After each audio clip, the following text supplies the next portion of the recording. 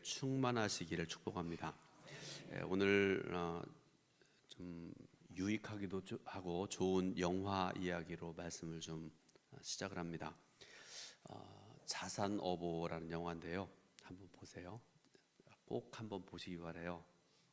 인터넷이나 이런 데 보면 볼 수 있으니까요.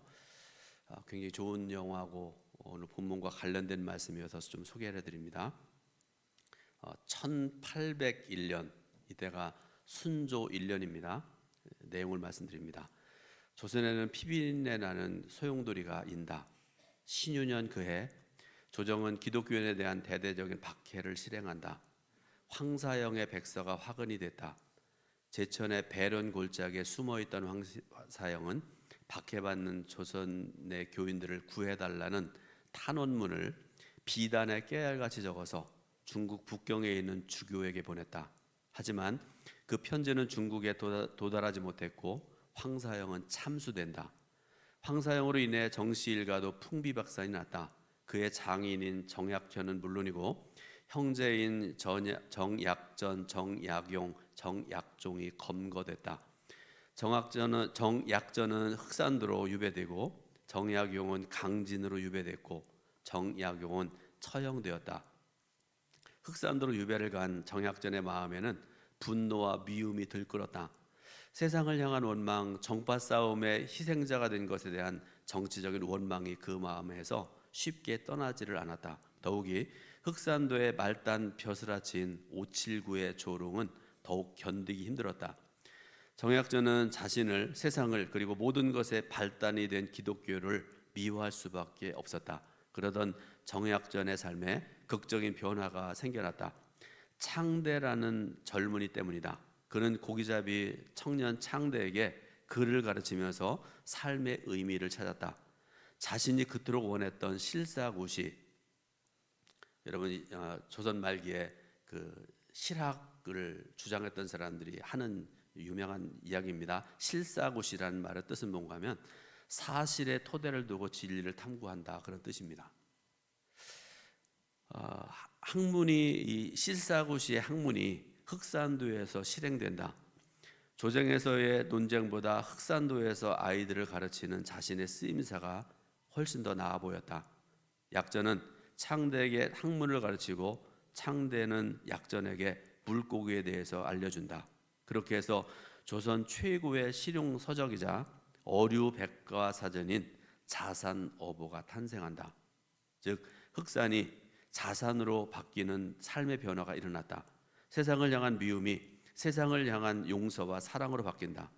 흑산도는 정약전에게 지옥이 아니라 천국으로, 형이 상학에서 삶의 공부로 바뀌었고 그의 학문은 주자학에서 실학으로 옮겨간다. 자신의 쓸모를 제대로 찾자 미움은 용서로, 지옥은 천국으로 바뀐 것이다. 반모섬에 유배된 사도 요한이 사랑의 사도가 될 수 있었던 것도 같은 이유가 아니었을까? 유배지였으나 하나님의 계시를 받았기 때문에, 할 일이 있었기 때문에 요한에게 반모섬은 천국이었고 그는 사랑을 전할 수 있었다. 우리 기독교인들의 사명은 세상을 용서하고 사랑하는 것이다. 하나님께서는 온 인류가 하나님의 사랑 안에서 한 몸처럼 아끼며 살기를 원하셨습니다. 이런 사회를 만들기 위해서 하나님께서는 하나님의 형상대로 인간을 창조하신 것입니다. 하와는 아담의 갈빗대로 취해서 만드셨고요. 이후 인류는 부부의 결합을 통해서 태어나도록 하나님께서 이끌어 가셨습니다. 그런데 인간들이 죄를 짓게 됩니다. 인간은 사랑 대신에 이기심과 질투와 미움으로 살게 됐습니다. 하나님의 생명이 없는 자가 되었기 때문에 그렇습니다. 그래서 하나님께서는 어리석은 우리 인간들의 유심히 보셨고 그래서 우리를 구원하셨습니다. 예수 그리스도의 십자가의 은혜로 우리를 구원하셨습니다. 우리로 하여금 그리스도 안에서 하나님의 생명을 누리게 하는 그런 삶을 살게 하셨습니다. 그 생명의 힘으로 서로 사랑하며 살게 하셨습니다. 창조의 목적, 즉 서로 사랑하는 사회를 이루기 위해서 그렇게 하셨다는 말씀이죠. 그러므로 미움의 문제는 개인적인 일이 아니고 하나님의 섭리에 대한 반역입니다. 그래서 우리는 본문을 통해서 어떻게 우리의 마음속에 있는 미움의 죄를 끊어내고 이웃을 사랑하는 삶을 살아갈 수 있을까? 오늘 본문을 통해서 답을 좀 찾아보기를 원합니다. 골로새에 우리가 말씀 읽었잖아요. 이 골로새서의 주제는 우주의 근원이시고 통치자이신 예수 그리스도에 대해서 기록한 말씀이 골로새서입니다. 사도 바울은, 여러분 사도 바울이 쓴 신약 성경의 그 열 몇 권의 그 바울 서신을 보게 되면요, 나눠지죠.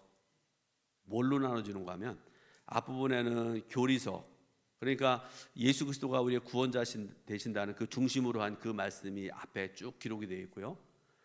후반에 가면 틀림없이 주는 말씀이 뭔가 하면, 그러면 예수 그리스도의 은혜로 구원받은 우리가 삶 속에 어떻게 살아가야 될 것인가, 실천에 대해서 말씀을 하시는 그런 공통점을 가지고 있습니다. 그래서 골로새서를 보더라도 그렇습니다. 세계와 그리스도, 교회와 구원에 대한 도리를 자세히 설명하는 후에 성도의 실제적인 삶에 대해서 말씀을 하세요. 성도는 하나님의 큰 사랑을 받았지만 그 안에는 여전히 옛 본성이 남아서 형제를 미워할 가능성이 남아있다, 그런 말씀입니다. 그렇기 때문에 그들에게는 하나님의 교훈, 하나님의 말씀이 필요했습니다. 그러면 어떻게 해야 운명 같은 미움의 굴레에서 벗어날 수 있을까? 오늘 본문에 보게 되니까요, 짧은 말씀 속에 세 가지를 말씀을 하고 계세요. 첫 번째로 참으라, 이렇게 말씀을 하십니다. 13절 말씀입니다. 오늘 본문 13절 말씀을 봉독해 올립니다. 누가 누구에게 불만이 있거든 서로 용납하여 피차 용서하되 주께서 너희를 용서하신 것 같이 너희도 그리하고. 아멘. 말씀 중에 불만이라는 말이 있죠.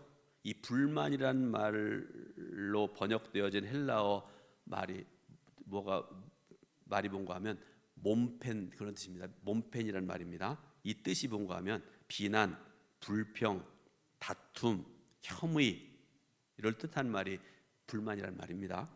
그리고 서로 용납하여라는 그런 말씀이 있는데요, 무슨 뜻인가 하면 서로 견디며 서로 참으며, 그런 뜻입니다. 견디다, 참다. 그러므로 여러분, 용납하다라는 말의 뜻은요, 참으라는 말씀입니다. 끝까지 참으라, 그런 말씀입니다. 자, 참는다라는 것에 대해서 좀 생각을 해보려고 그러는데요, 여러분 언제 참으십니까?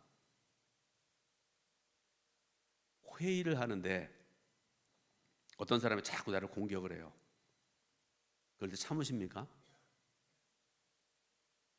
오늘 집에 퇴근해가지고 집에 들어갔는데 아내가 자꾸, 그날 표현이 좀 죄송합니다, 바가지를 자꾸 긁어요. 참으시나요? 직장에서 동료가 자꾸 그날따라 막 이리저리 막 힘들게 하고 넘어지게 하고 막 그럽니다. 여러분 그럴 때 참으시나요? 어떤 충동이나 부정적인 감정이 마음속에 솟아나지만 그것보다 더 큰 목적이 있을 때 우리는 그것들을 억누르고 참고 살아갑니다. 그리고 이것을 미움에 적용해 본다고 그러면, 어떤 형제가 나에 대해서 잘못했다고 한번 가정을 해봅시다. 그런데 그와의 사랑의 관계가 굉장히 중요합니다. 끊을래야 끊을 수 없는 그런 관계라고 생각을 해보세요. 그때 우리는 그 사랑의 관계를 잃지 않기 위해서 인내하고 참습니다. 우리 인생은요, 여기 예배드리는 성도 여러분 중에 뭐 30대, 40대 살아온 분도 있을 거고요, 저처럼 60대 있을 거고요. 젊어 보이지만 여러분 제가 60대예요. 70대, 80대를 살아가시는 그런 분도 지금 있으리라고 생각을 합니다. 그런데 인생은요, 우리가 원하는 대로 전개되지 않습니다. 절대로 그렇게 안 됩니다. 예수님께서도 의미심장한 그런 말씀을 주셨는데요, 마태복음 6장 34절 보니까 한날의 괴로움은 그날로 족하니라, 이렇게 말씀을 하세요. 괴로운 일, 원하지 않는 일, 고통과 괴로움을 주는 일들이 하루에도 몇 번씩이나 반복해서 일어날 수 있습니다. 그런데 하나님께서는 왜 이렇게 나쁜 일, 괴로운 일들을 우리에게 허락하시는 것일까? 그 이유가 있을 거 아니겠습니까? 그 이유는 나쁜 일을 통하지 않고서는 하나님의 선하심을 맛볼 수 없기 때문에 그렇습니다. 어두움을 몰랐던 자들은 빛의 고마움을 모릅니다. 연약함을 안 사람만이 강함이 무엇인지를 알게 됩니다. 증오가 얼마나 괴로운 것인지를 안 후에야 사랑의 고마움에 감사할 수 있다는 그런 말씀입니다. 여러분, 살아온 삶을 한번 회고해 보시기 바랍니다. 하나님의 사랑을 크게 경험했던 적이 있을 것입니다. 크고 작게, 나 이때 하나님의 사랑이 아니었으면 난 죽을 수밖에 없었다, 그런 큰 은혜를 경험한 사람도 있을 거고요. 어떤 경우에는 지극히 작은 것이지만 하나님의 은혜가 그때 감사합니다, 큽니다, 귀합니다, 여러 가지 있으리라고 생각을 하는데요. 때로는 우리가 비참하고 탄식하고 눈물을 흘릴 때 하나님께서 얼마나 좋은 분이신지를 우리에게 보여주셨습니다. 그리고 이런 경험과 생각들을 공동체에 한번 적용해 보시기 바라요. 이 공동체는 크게 보면 우리 교회일 수 있고요, 또 여러분의 삶의 자리, 직장, 또 속회나 선교회, 여기에다 한번 적용해 보라는 그런 말씀입니다. 나에게 나쁘게 대하는 사람들, 그냥 맨날 이양노 얘기할 때마다 나쁜 놈, 죽일 놈, 살릴 놈 하는 그런 사람들, 하나님께서 우리를 대하셨고 우리를 용서하셨던 것처럼 용서하고 사랑할 수 있지 않겠습니까? 여러분, 어떤 사람도 100% 좋은 사람 없어요. 어떤 사람도 100% 나쁜 사람 없습니다. 단 하나의 장점, 좋은 점을 바라보고 그걸 용서하고 감사하는 사람들이 있다, 그런 말씀 아니겠습니까? 우리가 비록 예수님으로 말미암아 구원받고 하나님을 진실하게 사랑하게 되었다 할지라도 우리는 이 땅에서 살아가야 될 그런 존재들입니다. 그리고 우리에게는 여전히 우리 속에는 죄성이 있습니다. 그리고 여전히 불완전한 인간입니다. 그런 모습으로 이웃과 사람들을 대하는데 온전하게 말하고 온전하게 행동하고 진실함으로 모든 것을 완벽하게 살아왔느냐 하는 그런 물음입니다. 여러분, 그렇게 다 하셨어요? 하나부터 10까지 자녀님 고개 끄덕거리시는데 그렇게 다 하셨어요? 조르시다가 그런 대답하신 거 아닙니까? 성도 여러분, 우리는 다음에 2가지 이유 때문에 나에게 나쁘게 행하는 형제들을 용서를 해야 됩니다. 첫 번째로 하나님의 섭리와 계획 때문에 그렇습니다. 인간의 모든 비참함은 하나님의 사랑에서 떠났기 때문에 그렇습니다. 사랑하는 것이 좋은 줄 알지만 올바르게 사랑할 수 없는 것은 하나님의 생명이 그 속에 없기 때문에 그렇습니다. 하나님께서는 구원받은 자들에게 하늘 생명을 허락하십니다. 그 이유가 있는데 그 생명으로 형제들을 사랑하게 하기 위함입니다. 나아가서 온 인류가 사랑하고 하나님의 사랑 안에 아름다운 연합을 이루게 하기 위해서 그렇게 하셨다 말씀이죠. 그러므로 우리는 하나님의 섭리와 계획을 생각하고 방탕한 자아를 눌러야 되고 자신의 욕망대로 살려는 자신을 억제하는 그런 삶을 살아야 됩니다. 두 번째로는 예수님께서 참으셨기 때문에 그렇습니다. 여러분, 하나님이 인간의 몸으로 오신 것, 곧 성육신하신 것은 한없는 낮아지심이었습니다. 죄인 취급을 받으면서 고난을 받으신 것도 예수님께서 정말 힘든 일이었을 것에 틀림이 없습니다. 그러나 예수님께서는 그 모든 것들을 다 참으셨습니다. 당신께서 참으심으로 이루어질 하나님과 우리의 관계를 잘 아셨기 때문에 그래요. 여러분, 범사에 마찬가지지만 예수님을 본받으시기 바랍니다. 예수님께서 참으셨던 것처럼 형제와 자매에게 참으시길 바랍니다. 이런 말을 제가 들었는데요, 잊어버릴 수 없습니다. 신앙의 깊이는 사랑의 깊이다. 만약에 우리가 사랑으로 조금만 더 참았더라면, 잘 참고 용서했더라면 지금처럼 깨어진 관계가 더 온전해지지 않았을까요? 하나님의 그 귀한 이름에 흠집낸 것은 지난 날로 충분합니다. 이제는 형제와 자매를 사랑하고 사랑하기 위해서 인내하는 삶을 살아가는 저 여러분 다 될 수 있기를 주님의 이름으로 축원드립니다. 두 번째로 용서하라, 이렇게 말씀을 하십니다. 다시 말씀드리지만 성도는 온전하지 않습니다. 여러분, 저도 부족함이 많은 사람이고요, 장로님들, 권사님들, 신앙생활 50년, 60년 한 분들도 온전하지 않아요. 온전하신 분은 하나님 한 분뿐이십니다. 여러분 자신을 한번 생각을 해보세요. 혹시 여러분 중에 제가 이 말씀 전하는데 무슨 말씀을 그렇게 하십니까? 저는 이루었습니다. 이만하면 됐지 않습니까? 라고 생각하는 분이 있으실까요? 하나님께서는 우리를 구원하실 뿐만 아니라 우리로 하여금 그리스도와 연합하게 하셨습니다. 우리 한 사람 한 사람을 통해서 교회를 이루게 하셨습니다. 근데 문제는 그럼에도 불구하고 우리에게는 부족함이 많고 불완전하다라는 사실이죠. 그것을 보충하기 위해서 하나님께서는 서로의 영혼과 육체를 위해서 섬기게 하셨는데 두 가지를 우리에게 주셨습니다. 하나는 나눔이고요, 하나는 용서입니다. 자, 한번 여러분 보시면서 말씀 들으시기 바랍니다. 첫 번째로 나눔. 자, 나눔을 우리에게 주신 것은 뭔가 하면 육체를 위한 섬김 때문에 우리에게 나눔을 주셨다, 그런 말씀인데요. 자, 하나님께서 우리에게 물질을 주셨습니다. 그런데 여러분, 하나님께서 우리에게 주신 이 물질, 돈이 제가 여러분들에게 1,000만 원이라고 있다고 생각을 해보세요. 1,000만 원을 1원부터 1,000만 원까지 다 나 먹고 옷 사 입고 뭐 하는 데만 다 쓰는 사람은 저는 진정한 하나님의 사람이라고 생각하지 않습니다. 이웃과 나누는 삶을 살아야 된다, 그런 말씀입니다. 그렇게 함으로 많이 가진 우리는 약간 가난할 수 있게 되고요, 없는 이웃들은 약간 부유하게 되므로 서로 간에 궁핍을 면하도록 해야 된다, 그런 말씀입니다. 여러분, 유명한 사도행전 2장에 나오는 초대교회의 그 아름다운 모습들 한번 여러분 기억하시죠? 은혜 받고 난 다음에 가진 것들을 다 한 군데에 모읍니다. 그런 다음에 필요한 사람들이 필요한 것들을 가져가요. 어떤 사람은 TV 가져가고, 어떤 사람은 냉장고 가져가고, 어떤 사람은 신발을 가져가고. 이 초대교회의 아름다운 모습 아니겠습니까? 이를 위해서 하나님께서는 물질로 서로를 섬기게 하신 것입니다. 그런데 많은 경우에 입술로는 사랑을 말하지만 굶주린 형제들을 물질로 돕지 않는다고 그러면 그것은 진정한 사랑이라고 할 수 없다라는 그런 말씀이죠. 주님께서 내게 허락하신 물질적인 윤택함을 형제들과 나눌 수 있어야 됩니다. 궁핍한 형제들을 생각하며 도와줘야 된다는 말씀입니다.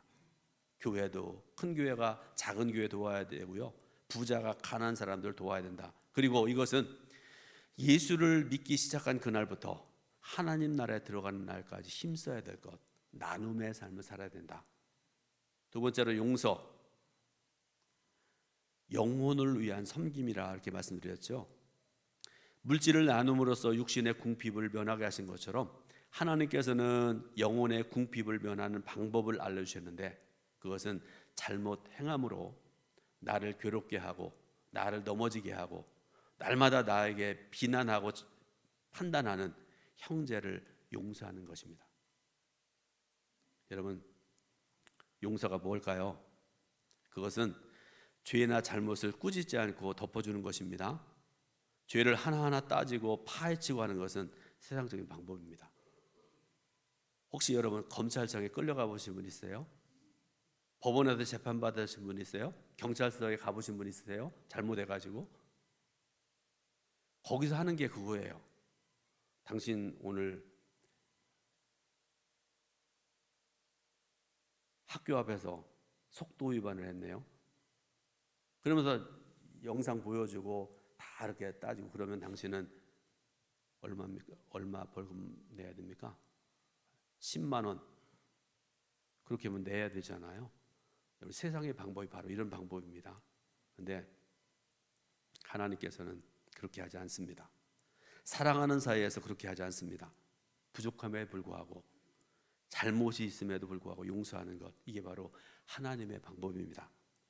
만약 여러분이 가족을 미워하고 있다고 그러면, 형제와 자매를 미워하고 있다고 그러면 이 시간에 예배드리면서 이 말씀 들으면서 우리 동천교회도 이 사람은 내가 용서 못해 하는 그런 마음이 있는 분 있다면 잘 들으시기 바랍니다. 여러분, 만약에 그런 마음을 가지고 이 시간에 말씀 듣고 예배드리고 있다고 그러면 여러분과 하나님 사이에는 맡긴 담이 있다는 것이 틀림이 없습니다. 그런 상황에서 여러분들이 하나님 앞에 기도드리는데 뭐 새벽에 내가 막 2시간씩 기도하고 낮에도 기도하고 밤에도 기도하고 여러분 그렇게 열심히 기도한다 할지라도 그 기도는 하나님께 다다르지 못합니다. 여러분이 듣는 진리의 말씀이 귀를 즐겁게 할지언정 여러분의 마음을 후벼 파서 새 사람을 만들지는 못한다는 그런 말씀입니다.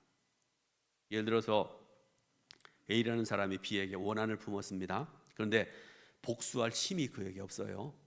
B는 키가 1m 90이고 몸무게가 100kg이고 무술이 막 20단이고 막 그런 사람이 있다고 생각을 해보세요. 나는 A인데 키는 1m 한 60밖에 안 돼요. 남자가 몸무게도 50kg밖에 안 됩니다. 아무런 무술도 없습니다. 근데 B가 나한테 잘못했어요. 복수할 힘이 없죠. 그럴 때 A라는 사람이 할 수 있는 방법이 뭘까요? 마음 깊이 B라는 사람을 미워하는 것입니다. 마음속에서 그가 미워하면서 뭐란 얘기를 할까요? 무슨 생각을 할까요? 이 B가 나에게 한 것보다 100배나 1000배나 고통당하고 어려움 당해라. 끊임없이 그를 미워하고 죽이는 것입니다. 근데 하나님께서 뭐라고 말씀하세요? 내가 그토록 미워하고 내가 싫어하는 그 사람을 용서하라 이렇게 말씀을 하세요. 결국 우리가 경건한 삶 많이 얘기하는데요. 경건한 삶의 핵심은 2가지입니다. 하나는 하나님께서 나 같은 죄인을 어떻게 용서하셨는지를 아는 것입니다. 또 하나 내가 받은 그 사랑이 얼마나 큰 것인지를 깨닫는 것입니다. 그래서 자신의 죄인됨 때문에 눈물 흘리고 다른 한편으로는 나 같은 죄인을 살리신 하나님의 기쁜 사랑 때문에 우는 것입니다. 이런 은혜 안에 있는 사람, 참 그리스도인만이 다른 사람들을 용서할 수가 있는 것입니다. 이 시간에 예배드리는 저와 여러분 모두에게 용서의 영이 충만하게 임하시기 바라고 모든 사람을 용서할 수 있는 그런 복된 삶을 살아가시기를 주님의 이름으로 축원드립니다. 3번째로 사랑하라 이렇게 말씀을 하세요. 여러분 이 그리스도께서 우리를 사랑하신 사랑, 하나님께서 우리를 사랑하신 그 사랑, 이런 말씀 들을 때마다 또 그 얘기하면서 거부하는 사람이 있다고 그러면, 사랑 이야기가 싫어진다면, 그리고 삶 속에서 사랑을 실천하지 않는다 그러면 그 사람은 온전한 그리스도인이 아닙니다. 앞에서 말씀드렸던 용서라는 말은요, 그 자체가 목적이 아닙니다. 사랑하기 위해서 용서하는 것입니다. 교회를 하나 되게 하는 것, 하나님의 사랑을 온 세상에 확장시키기 위해서 용서하는 것이 바로 용서라는 것입니다. 오늘 본문 14절 말씀, 짧은 말씀인데요, 14절 말씀 읽습니다. 모든 것 위에 사랑을 더하라. 이는 온전하게 매는 띠니라. 아멘. 우리가 살아가면서 맺는 열매가 2가지가 있다고 말씀을 하세요. 첫 번째 육체 열매가 있다 이렇게 말씀을 하세요. 아주 다양한 열매들이 있습니다. 미워하고 질시하고 다투고 뭐 싸우고 별의별 것들 있잖아요. 그런데 이 모든 것들은 하나의 목적으로 향합니다. 그게 뭔지 아세요? 하나님과 원수 맺게 하는 것, 그리고 사람을 미워하게 하는 것, 이게 바로 육체 열매입니다. 2번째로 성령의 열매도 있는데요, 성령의 열매도 다양합니다. 그러나 이것들은 한 뿌리에 닿아 있는데 이게 뭔가 하면 하나님을 사랑하고 형제들을 사랑하는 것입니다. 바울 사도가 본문 말씀에서 이 모든 것 위에 사랑을 더하라 이렇게 말씀했는데, 이 모든 것이라는 게 뭔지 아세요? 13절 바로 앞에 보면 12절 말씀이 있는데요, 그 말씀에 보게 되니까 이런 말씀들이 나와요. 긍휼, 자비, 겸손, 온유, 오래 참음, 이런 덕목들입니다. 이 모든 덕목들을 단단히 결합시켜서 흠없이 만들어주는 것이 바로 사랑이라 그렇게 말씀을 하세요.